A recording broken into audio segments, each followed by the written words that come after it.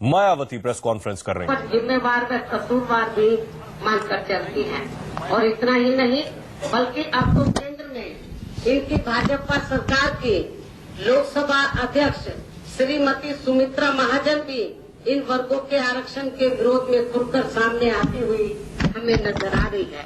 जिन्होंने अभी हाल ही में अपने एक कार्यक्रम में तो इनके जाति आधारित आरक्षण की संवैधानिक व्यवस्था की समीक्षा करने की मांग की है, जो इनकी घोर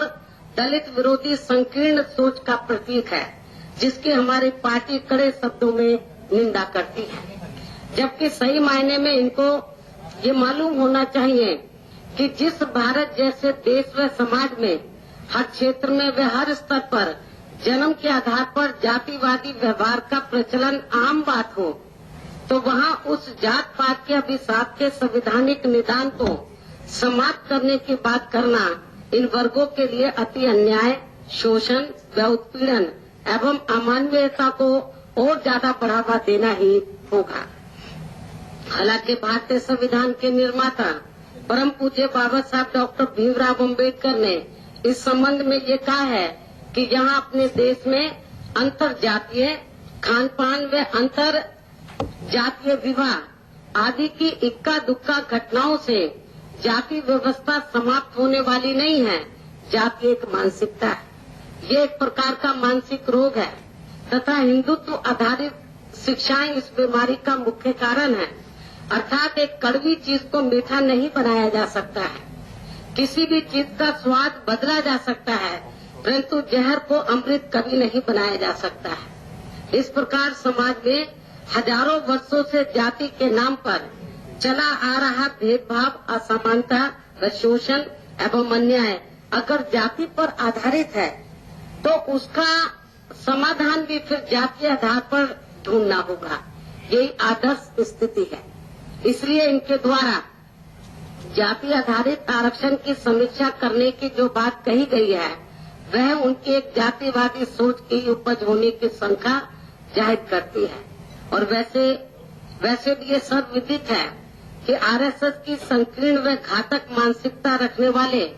लोगों द्वारा आए दिन खासकर आरक्षण की समीक्षा करने की बात करने का अर्थ उस व्यवस्था को समाप्त करना ही होता है जिससे झुटलाया नहीं जा सकता है।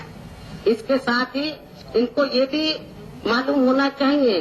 कि देश के कुछ राज्यों में इसी मानसिकता के तहत चलकर किसी भी समाज की महिलाओं को आज भी कुछ मंदिरों में उन्हें पूजा पाठ आदि करने के लिए नहीं जाने दिया जाता है, जिसको लेकर इस समय महाराष्ट्र स्टेट के एक मंदिर प्रकरण में वहाँ महिलाओं का जबरदस्त प्रदर्शन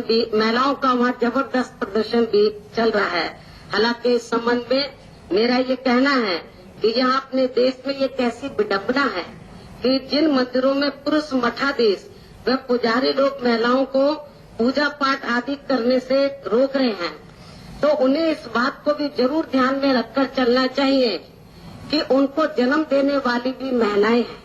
जिनकी ये लोग अब इस प्रकार से उपेक्षा कर रहे हैं। इसलिए बाबा साहब डॉक्टर भीमराव अम्बेडकर महिलाओं को पुरुषों के बराबर सभी प्रकार के कानूनी अधिकार देने के लिए अपने जीते जी संसद में हिंदू कोड बिल को पास कराना चाहते थे, जिससे उस समय इसी किस्म की मानसिकता रखने वाली पार्टियों ने इसे संसद में पास नहीं होने दिया था। हालांकि जिससे दुखी होकर फिर बाबा साहब डॉक्टर अम्बेडकर ने उस समय अपने कानूनी मंत्री पद से उन्होंने इस्तीफा दे दिया था। इसके साथ साथ केंद्र की वर्तमान सरकार के बारे में जहाँ मैं ये भी कहना चाहूंगी कि एक तरफ तो प्रधानमंत्री श्री नरेंद्र मोदी